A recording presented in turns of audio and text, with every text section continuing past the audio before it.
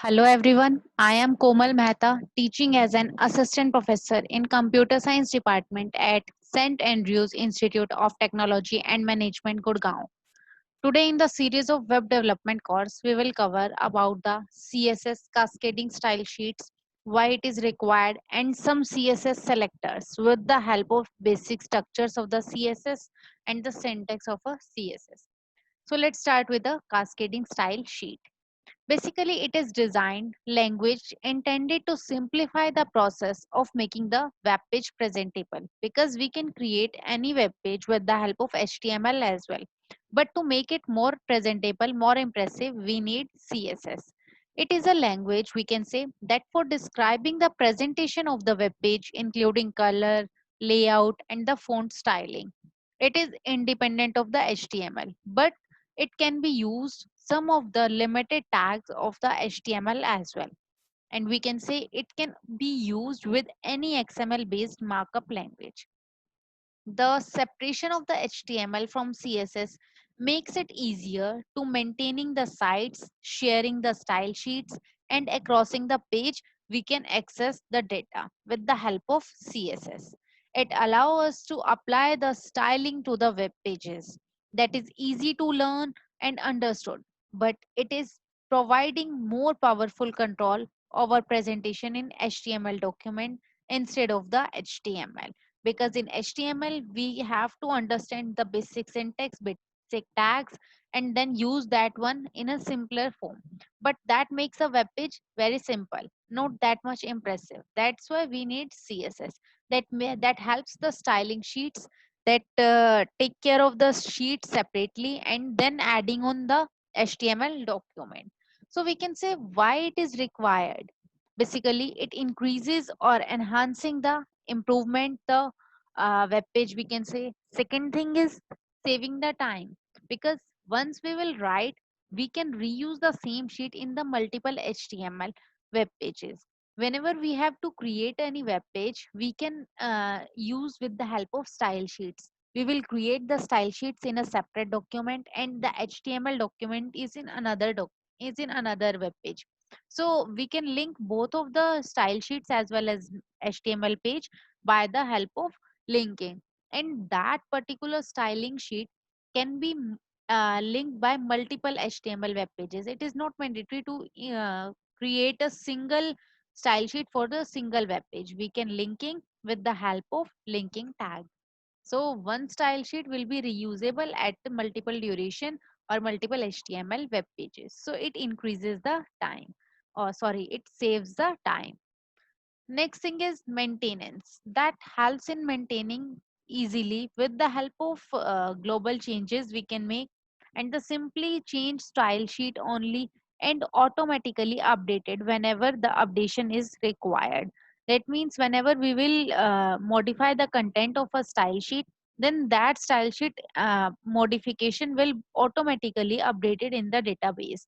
Or we can say whenever we want to modify anything in our web page, then we just need to modify in the style sheet. We need not to care about whole document or a whole HTMLs, because we will update only on a single sheet and that will automatically reflected on the another sheets.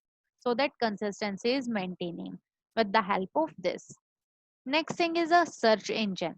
It is considered as a clean coding technique. So it is easy to find anything whenever required.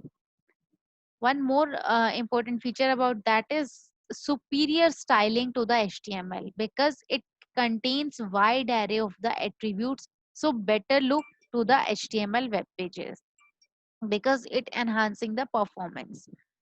Next thing is offline browsing. Whenever we have less internet or we have no internet, then storing the web application locally with the help of offline cache is done in the CSS. But in HTML, we can't do that because the HTML reflecting the content reflecting in an HTML will be reflected to the web browser. So that will reflecting on the internet browser. But in CSS, you can upload or download, we can say, with the help of offline cache in our local system. So these are the basic requirements or the reasons why CSS comes after the HTML and why it is more beneficial in comparison of the HTML. Next thing is the syntax, a style rule containing selectors and the declaration block. So it must contain some selectors, it must contain some declaration. Declaration must contain some property as well as their values whenever it is required, and selector selecting the tag which we want to use. So here selector is equal to h1 and declaration is equal to color colon blue. Here color is a property and that containing the value that is blue. Once the property and the color is separated, that will be done by the semicolon. So semicolon is separated these both properties. Next property is font size. Font size containing the value that is equal to 12 pixel. So the font size and the color of the heading 1 will be selected in this pattern. So selector containing the tag which we want to uh, add on the effects and what effects we want to insert for that particular tag or line, that will be declared in the declaration part, and declaration part must contain some value. So here you can see H1 is a heading that have a blue color and of size 12 pixel. So this is the meaning of the basically selector and declaration concept. So we can say selector point to the HTML element we want to style, because we want to style on which part will be selected by the selector. And once that will be done, then declaration block containing one or more declarations separated by the semicolon that we want to add on in our selecting style sheet. So each declaration including some CSS property name as well as value by the separation of the colon. So color has a property and blue is the value in the previous example. In similar manner, font size is the property and the 12 pixel is its value. Once that will be done, curly braces will be closed. So CSS declaration always ends with the semicolon and declaration block are surrounded by the curly braces. I hope this is clear to you. One another example is this one. Let's take this as also. Here p tag is used. That means selector is a p tag and declaration containing color value and the text alignment. So the color have a value blue. So property is a color and that is separated by the value that is equal to blue. Next property is text alignment. Text alignment separated by colon with the value is center. Once the properties will be discussed, curly braces will be closed. So this is the criteria by which we can use style sheet. So we can say CSS has multiple selectors. Let's discuss about the selectors. CSS selectors are used to find HTML element based on their element name, ID, class attributes, and many more, because we want to add on some features in a CSS selectors. So that will be selected or that will be used to finding by some particular name, because every tag must have some identification, and that with the help of that identification we will identify the particular tag. So that identification will be done with the help of whether the name, whether that is ID or a class attribute or anything else that must creating the unique feature. So with the help of that we can use CSS selector. That there are multiple types of a selector. First one is a universal selector. In universal selector, rather than selecting any element of a specific type, the selector quite simply match the name of any element. That means if the particular name is mentioning or applying on any other thing, then the whole feature will be applicable for the all name. So asterisk here show the complete document and the color is of this one. So this rule renders the content of every element in the document in a black format, because that coding helps in a coloring in a black format. So 6 times 0 reflecting the black color. That's why whenever we will find any of the element, then that color is of black. So standardly, because here it is showing as a asterisk. Asterisk means complete document. So this is a universal selector. Next is a element selector. Whenever we want to select for a particular element, then we have to mention that particular element. So such element must mention with the element name. So here is the element name, that is P. containing the property text alignment. Text alignment contains some value that is center. Next property is color. Color containing some value that is red. That is ended by the semicolon. Once the properties will be done, we close the curly braces.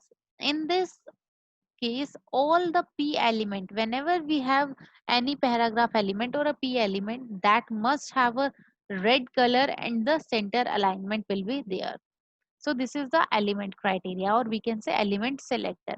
In descendant selector, that apply the style rules to the particular element only when it lies inside the particular element. That means whenever it will created as a sub part of that particular part, then that will be applicable, else this is not applicable. So here you can see the styling is of black color.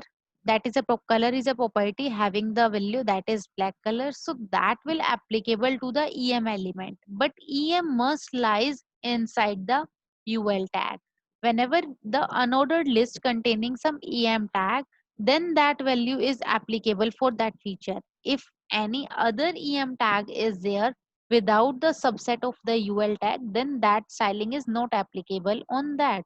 So we can say that is a descendant selector. In descendant selector, the applied the particular selector you will use must be the subset of the other element. On that element will be mentioning in the syntax as well. So here whenever the em is a subset of a ul, then the styling is applicable, else styling is not applicable.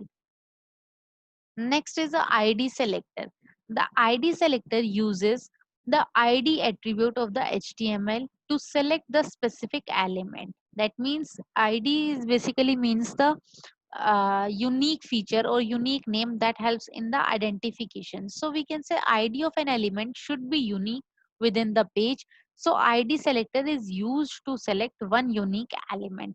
To select an element with specific ID, write the hash character followed by the element. That helps in finding that particular ID. So that will be done with the help of style rules that containing id is equal to para 1. So hashtag containing para 1 contains the unique feature. That means the whenever the id is of para 1, then this particular styling is applicable, else this styling is not applicable. So styling is center alignment with of red color. So that feature will be applicable to the particular element that must have the identity or a id that is equal to para 1. I hope this is clear, because whenever we want to find out any ID, then the ID will be mentioned with the help of hashtag. That hashtag tells us that we are looking for the particular ID. And whenever the ID is found, that particular styling is applicable. Next is a class selector. In class selector, select element with a specific class attribute. To select element with specific class, write dot period character. That dot helps in the finding of the class, because whenever we want to apply any styling in a particular class, then that will be mentioned with the help of dot character. So here dot center means center is a class, and we will apply this alignment and this color styling on that particular class. So this will be done with the help of class selector. There are multiple type of selector, and each selector has their unique feature. If you want on universal styling, then you will focus on the complete document. Whenever we will focus on a single class, then that will be represented by the dot class. Whenever we want to find out by the unique id, then that will be done by the help of hashtag. So these all are the selectors. We want to add on any styling on individual one, then that will be done with the help of css characters selectors, sorry. So there are multiple versions of a css 1 2 3 4 pro and mobile. It's completely depend on a browser that will be applicable to the which browser that will support the css. So we can say css has so many extra features by adding the border. How can we do that? So let's start with adding the border. Border is a set. using the CSS border property to as in HTML, that is also similar to the CSS. If we don't want to specify border for a table, it will display it without border. Now when we create any table, then that table is created with the help of this one. So with the help of table tag that containing th and td information, and that particular table containing some attribute or some feature that has a border of a 1 pixel and must be of solid black color. So whenever the table is created, let's example of this one, the output is reflected in that manner. And that table, first name, last name, all are solid black. Solid black means these all are individually boxed, and the content and the value we can say is also boxed with the help of this feature. This containing a table tag with the styling of border that is of 1 pixel and the solid black color. So we can add on border as well. Whenever we want to add collapse border, in collapse border, the tabular format is in grid format. Here rows and columns is reflected this one. So whenever we want this one, we have to add on the border collapse attribute with their value is equal to collapse. That contains some value, that contain the collapse value, and that will done with the help of this styling, and the output will be reflected in somehow similar to this one. First name, last name. First name contain the value abc, last name contain def. Here this is the simplest example I am taking, by which we can differentiate both of them. So whenever we will create any solid grid, then each value containing individual border. Whenever we want to create simplest grid that is of similar to table, so that will done with the help of border collapse. We can also add on the cell padding in an HTML table. So cell padding basically means the spacing between the cell content and its border, because the spacing must required within the border and the content. So that will also done with the help of CSS padding criteria. So the padding content here is 15 pixel. The example over here is this one. For example, we create a style of a table tag that contain th and td. Border is a 1 pixel with solid black color. Border collapse, it means collapse feature must be there, and td containing some feature that is of 20 pixel padding. So once that will be done, the table is mentioning in the body tag, and now whenever we will add on any table, that will be done with the help of body tag. Within table tag, we will mention the styling contain width of 100%, that means complete web page containing the table. And whenever we will add on some row, that will be done with the help of tr tag containing the heading that is th, first name, and the last name. Once the heading will be done, tr tag is closed. Again, the value we have to insert, then table row is required that contain value RN Sharma. So in first name RN is there, in last name the Sharma is there. So in similar manner, one another value is mentioning, that is Sam Singh. So the output of this one is representing in similar to this one. So here you can see the difference between the table. That means the first name F and the border, the gapping between this one is padding, and each value containing individual boxes, but not the highlighted boxes as of the border. So that helps in the collapsing feature. We can also add on some values in a similar manner. Whenever we want to create any value, we will do it with the help of tr and td tag. To add the left alignment heading in the HTML page, we can do it with the help of alignment tag, that is text alignment. Text alignment is equal to left, then the value is of the table containing the value that is reflecting in the left part. Whenever we want to add border spacing, then that will be done with the help of border spacing feature. That means border must have some space of a 5 pixel between the cells.